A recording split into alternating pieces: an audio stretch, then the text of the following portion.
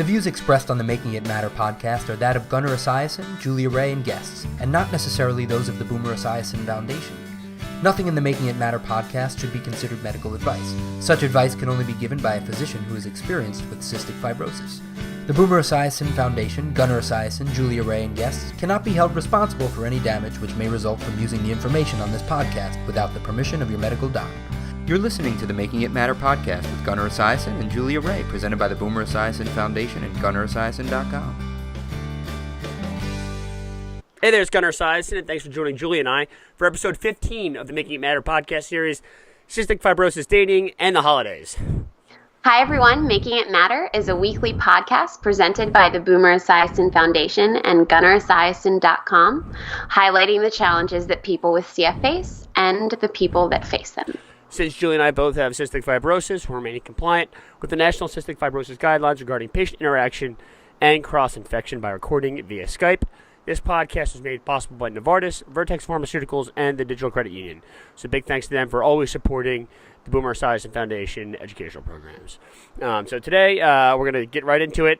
Last week, we're going to revisit a subject that we touched on last week, and it was that I went and played paintball last weekend. And we left off with the question whether or not my feeding tube was going to survive the weekend. And yes, in fact, it did. Yay. So glad to hear. So am I. You have no idea. Did you win? We won and we lost. It was a long day. And I cannot tell you how sore I am. Even a few days later, my legs were totally not in shape for that kind of thing. But it was fun. And I had like a little vest, and I covered my feeding tube, and it actually worked out because I ended up getting shot like probably a good 4 or 5 inches away from where my tube would be sitting on my exposed sternum. So it all worked out. The tube is still in my body, and I was able to live and play paintball another day. So success. Exactly. Unfortunately, you were not there to partake in the fun with us as much as we all would have loved. For you and I to be shooting at each other. Next time, for sure. Next time for sure. Yeah, there you go. I'm going to take you up on that offer. Yeah, okay, good. I look forward to it. All right, so we're going to jump into it now jump away from that and jump into another topic. And that topic is dating. So Julie and I, we've been promoting that we want people to email us questions, and for some reason, this seems to be question number one, the hottest topic that we get. So, Julia, why don't you lead us off with one of the emails that you got? Sure. I got an email from a CF mom, and I actually love the way she phrased the question. She was wondering how cystic fibrosis can complicate or enhance a romantic relationship. So, Gunnar, do you want to answer that question first? You want me to take that one? Okay.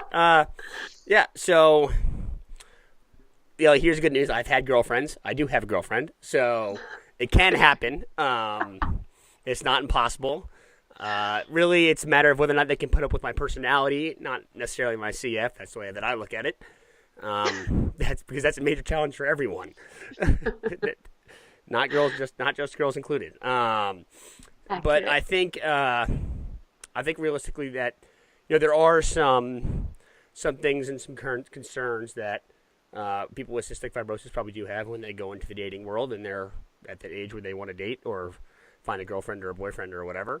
And it's all about finding, what I always say, it's always about finding the right person. It's all about finding someone who is certainly empathetic towards cystic fibrosis, someone who has a lot of patience, because there's definitely a lot of good days, a lot of bad days, and a lot of times when you have to say no. There's a lot of times you have to say no to plans, that you have to say no to, maybe doing something on a whim or something like that. So those are definitely a few qualities that I look for. I'm not going to sit here and tell you like that I'm Dr. Phil or something.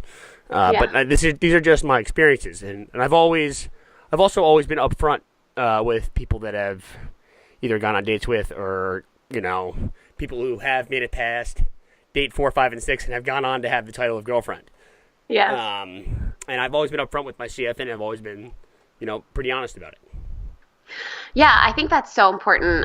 Initially, I was not upfront and open about it, which was weird for me because it was already such a huge part of my life, like already the first thing that came up when you Googled me. So if they had Googled me... Everyone can Google Julia right now if they want. Yeah. Yeah. Julia Ray has cystic fibrosis. But, and in some ways, then it became an elephant in the room, which made it harder to bring up. So recently, I think I've come to terms with the fact that, like, being open initially is just so much better. Also, you totally just get right to, like, the heart of the person, too, I think, by talking about it early on.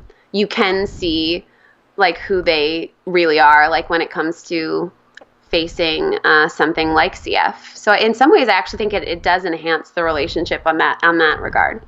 Yeah, no, I agree with you. I think, like I've always said, even with friends or people that you're new to meeting, you don't want to be holding a secret from someone. You don't want to be having, a trust issue right off the bat with somebody. Yeah. And the best way to have a trust issue or some sort of secret is by not sharing that you have cystic fibrosis. Because it's such a major part of your life, right? Exactly. I think when you like start not sharing it, it gets harder. Like I've been in relationships where like I'm like, shoot, I'm like going out on date number 5 and I still haven't brought it up. Like I need to bring it up. But then the moment never comes because it's a hard conversation to have, I think. But it only gets harder the more you don't bring it up. Yeah, the way that I have subtly brought it up in a few ways, especially if it's like if I've met a girl at like a bar or I've met a girl out or something like that, and then you go on a date or something, and you may not really talk a lot in between, but it sort of just happens like as if it happened like in 1975 where you meet someone, you meet somebody out, and then like 3 days later you go like to dinner or something. Now, as if that like really happens a lot anymore, but I have done that before. And the way that I've like used or I've subtly indicated that I have CF is by exposing my pill box. I take my pill case right out and put it on the table, and then when the food comes or something like that, I'm taking pills. And obviously, the pill case contains a lot of interesting-looking pills, so it's definitely a conversation starter. Or the brave soul ask a brave question, and what are those things? So that's like that's a method that I've used, and then I've also had a girl that I went on a date with. She actually Googled me, because I guess this is something that people do in the 21st century. They Google people that they might have met once, or they can't really they don't want a friend on Facebook, but they just Google you, and then she of course she came upon that I had cystic fibrosis because it's out there on the Google, and That was she's like, so what's CF? And I was like, oh, we're gonna do that right now. Good for her though for being honest. I've had people that have Googled me and then they'll like nod or say something and I'll be like, okay, you already know what I'm telling you. Yeah, it's not. Since when do we have to start doing background checks on people? Like it's you don't. It's kind of a weird thing. It really is. It is. Like why do we have to? Is there really that much distrust in the world that we have to background check someone we meet at? Yeah, because then the first date becomes like pointless. Boring, because you already know all that. It's like I kind of look at it as like a job interview. You know what I'm saying? Like we're interviewing for I'm interviewing for a job, you're interviewing for a job, and maybe we'll meet somewhere in the middle, or maybe we won't. Yeah. And then maybe you'll get invited back for a second interview, second round of interviews. And maybe we'll do the panel interview with my friends next time. So, it's kind of how it's a horrible way of looking at things, but it's a great analogy because it works. I love that. A panel of friends. Yeah, exactly. The panel interview. They'll just start asking you questions, getting to know you. I'm never gonna get a date ever again after saying that. No, but I think companionship is important. Mm-hmm. It's important for everyone, obviously. Yeah. And the foundation, you're right, is trust. Like, you need to build that right away. Exactly. But at the same time, there's definitely a lot of frustration and stress for the person that you're going to be dating, or in my case, I know that my girlfriend right now definitely probably feels stress and frustration when I'm sick and things like that. And unfortunately, that's the way things go. So, the person that you're dating has to be, some people can deal with that, and other people can't. Yeah. Or they can't at this point in their life. They're not ready for that at this point in their life, because CF is a very heavy topic, and we all know that there are some very serious things that can happen later in life with cystic fibrosis that significant others may either have to anticipate or be ready for, or what if you're out with someone and then all of a sudden you start coughing up blood? How can what will the significant other do? How will he or she react in that moment? Will he or she prove him or herself to be the best first respondable possible? Right. Yeah, and I do think in some aspects, like, having CF is a secret, like, long-term relationship, not, advantage maybe, or not blessing, but in the sense that you get to know that person can either, like, be with you in the rough patches or not, like, fairly early on. I think that that's important in a long-term relationship. Obviously, it's only long-term if you can stick out the tough stuff. So yeah, exactly. I think a very funny way I had a friend of mine put it one way. He's like, Gunnar, you must have a rubric that you must bring on dates when you go out with girls for the first, second, or third time and see if they can check off every single thing. I was like, that's a horrible way of putting this. But in a lot of ways, that's true, I think, of relationships and friendships for everyone, because you either are compatible with people or you aren't compatible with people. And the only way that you can figure it out is through experiences. Like, there's different things that can those people hang out with your friends, your already established friends? I'm a huge believer of I have my core group of friends that I'm loyal to, that I'm going to be loyal to for the rest of my life. Can my significant other deal with that? Is she going to be okay with with my friends and me always prioritizing their needs in a lot of ways? Yeah. Well, and I always think friends are a good indicator of whether that person's good news anyway, like. Oh yeah, exactly. My friends always know best. Always. Oh yeah, I think there's you're in a lot of ways your friends are the ones who, and my sister specifically is a huge influence on people that I've dated and people who I do date, and she, thank God, she does support my girlfriend now. But she's definitely put the roadblock up a few times. Sounds like me with my brothers. Exactly. And yeah, so like you said, I think my friends, they're very protective of me because I have CF, and as they should be. They felt protective of me at college. They've felt protective of me at really any phase of life, and even more so when it comes to the girls that I introduced to them. Yeah, I think that's important. And I think acknowledging to anyone listening, like, bringing it up is hard, especially initially. But in the long run, honestly, I've only gained respect, and, like, even if that didn't lead anywhere, that relationship didn't lead anywhere, I've only gained respect in the eyes of the person that I told, like. Yeah, the bottom line is that if the person is not going to accept your cystic fibrosis or the way you lead your life, why does that person even need to be in your life to begin with? Right. You know what I'm saying? Exactly. Like, why, you'd rather know right away. Yeah. Weed them out early on. Yeah. I have CF. What do you think? Boom. Right there. Conversation opener. Yeah. Put the ball in their court right away. No, You're fired. Yeah, exactly. Job interview over.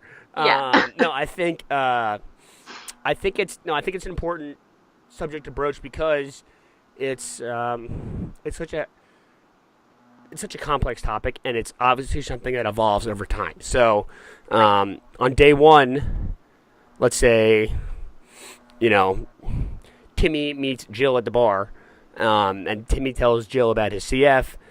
Jill's fine with it, for the first 3-4 months, and then all of a sudden Timmy has an issue. And can Jill deal with that? She's been fine with it so far, but is she able to deal with it on month 3-4? Forget about year 5, 6, 7. Is she able to deal with it then? But is she able to deal with it in the short term as well? So these are questions that you have to ask yourself but they aren't questions that need to consume yourself. You can't be consumed with these things, because then you just terrify yourself of getting yourself out there and putting yourself out there. Right. Right. And you're never going to know until you get to those, roadblocks or bumps in the road, really. And then, you get to figure out the tough stuff and figure out if that's the right person, and really the right person that you want around in that moment too. You kind of, in a lot of ways, you get to choose who your first responder is going to be, because at the end of the day, you're probably going to be spending a lot of time with that person. Do you want that person there in a hard, tough moment for you? Is that something that you can deal with, or is it something that you even want? Right. Yeah. And I think exactly. I think a lot of time people struggle with trying to decide what they want, because it's definitely a complex topic, and it's certainly something that I'm not prepared to answer here today, because it's something I think every single person struggles with, what they want in life. And it's a constantly evolving answer. Yep. No, I agree. And then sort of related to the topic is, how can you meet? Say you have cystic fibrosis, how can you meet somebody? There's a lot of ways to do it. There's people with CF who are very high functioning. There's people with CF who get sick quite frequently. There's people with CF who are somewhere in the middle. It's definitely possible for all these people to get out there and meet somebody. There's different ways of doing these things. When I was now we have a plethora of ways. Exactly. You can do it the old-fashioned way, like the 1975 way. Go meet someone at a bar and ask the person out. You can get a phone number that way, or you can use Tinder. Tinder came out when I was a senior in college. I would be lying if I told you that I have never gone on a Tinder or Hinge date. They're hilarious. Everyone's got to do it. It's true. I feel you judging me through the camera right now. No, I'm not. I have succumbed on occasion to the phone apps.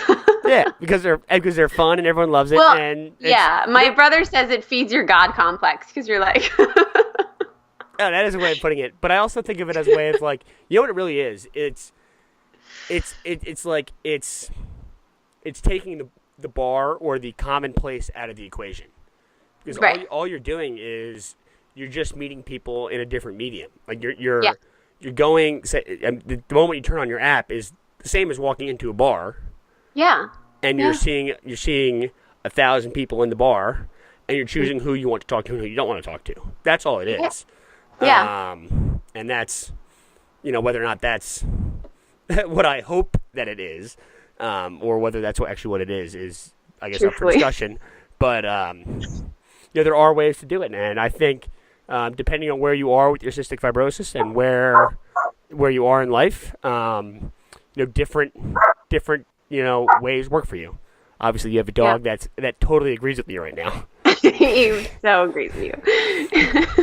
That dog also is a good indicator of boys, of good boys about. Oh, he is? Yeah. Boo Radley is my screening process. There you go. So I think, I think it's all about, like anything else in life, it's trial and error. There's going to be times when you're going to fail, and there's going to be times when you're going to succeed. And there's definitely been times when I failed, and there's been times when I succeeded in my dating career, or my job interviews, as I sometimes like to call them. See? Boo agrees with me again. He's going crazy. He agrees with your dating track record. Yeah, exactly. Boo, stop. Okay, now that we settled Boo down, we can address my trial and errors. I think the most positive experience I've had is actually I've had this happen a couple of times. Guys will openly talk about how much they admire me and my fight and my willingness to be open about cystic fibrosis and the work that I do as an advocate. So in that sense, I actually think that helped me get to a more emotional and vulnerable state with those guys, which is important for any relationship. And then a negative. I have to say the worst experience I had was when I was dating a guy for a while and still had not brought it up. And I just kept getting, and my friends my friends met the guy and actually didn't like him. And perhaps that was why I was never bringing it up to him, because I could kind of sense that he wasn't a good guy. But every time I would go out with him, my friends would be like, have you told him yet? And I'm like, no, I can't find the right moment. And actually, in some ways, that was like a red flag in itself, that I could never find the right moment to bring it up. I agree, because I think at that point you've probably felt like I'm going to go into my Dr. Phil moment here. I think you might have probably felt like you weren't sure whether or not you could trust him, and you wanted to, things like that. That's for sure. I think that's tough. I on a softer note, I look back. There's a time in high school when I was we were at a Friday night basketball game or something, and I was with my high school girlfriend, and I was talking to one of her friends for the first time, and I started coughing, and I coughed, and I covered my mouth, and I guess I covered my mouth like this, and I just covered my mouth over the microphone. A wad of spit came between my fingers that was covering my mouth, and went flying across the gym, and the look of horror on this poor girl's face was the most astounding thing ever. And I just remember my girlfriend looking at me and being like, my girlfriend at the time looking at me and being like, what was that? So that's probably my one most embarrassing moment of dating with the cystic fibrosis. But I'm happy to say that doesn't happen too often. That's good. I'm glad to hear. Yeah, I'm happy that doesn't happen too often either. Now you know how to cover properly. It was one of those times. I'm sure you've had moment when you get into a deep belly cough, or all of a sudden you kind of gag yourself, and your body goes into adrenaline mode, and it was just a gut reaction to do what I did to cover my mouth, but not close my fingers. And I guess I thought my mouth was covered, but it wasn't, and just a wad of spit went flying across the gym. I was 17 years old, just absolutely horrified in the moment. I know. How did you recover? You recovered well. Yes, exactly. I moved on. There's hope. I learned about it. It gets better. Exactly, it does get better. And my little high school girlfriend, didn't break up with me in the moment, so it all kind of worked out. See? But yeah, no, it was, God, horrible. That's really one of the only negative, knock on wood, that's one of the only negative moments that's happened with CF and dating, I guess. But yeah, that's, I think it's a good topic to have. We'll keep this going. If you have any more questions about dating, obviously, Gunnar, a.k.a. Dr. Phil, is happy to answer, and Julia, a.k.a. Oprah, is also happy to answer. As if... as if we're love experts. Exactly, hardly. We can at least give our personal experience. Yes, our personal experiences for the world to see. Yeah. Our own meandering experiences, and how sometimes idiotic they are. All right, so we're gonna put that in the back seat now. As for Making It Matters part of today's show, Maddie Conklin, she's from Long Island. She's a freshman at Cornell playing varsity field hockey, and she has CF. I'm going to attach a little article found out about her this week. Awesome that she's playing Division I athletics, has CF, and she's so successful. And also she's a Long Island girl, so I love that. Long Island athletics always at the top of my list when it comes to pride and things like that. So awesome job, Maddie. We're really proud of you, and get in touch with us. We'd love to have you on the program. Yeah, we'd love that. I'm so inspired by her story, so you should go read it. Gunnar will put the link in the blog part of this post and learn more about Maddie and her fierce athletic abilities. The athletic abilities that I wish that I had. Me too. The dream ended when I was 18. So that's all the time we have for today. Thanks for tuning in for the 15th episode of Making It Matter. And remember, have a great Thanksgiving, too. Oh, yeah, happy Thanksgiving. That's coming up. I can't believe I almost forgot to say that. Thanksgiving is a great time for calories for people with cystic fibrosis, okay? Make sure you get those calories. Yes. Make sure you do. Make us happy, please. Eat pie. Yes, pie and all that turkey. I actually hate turkey. I'm more of a...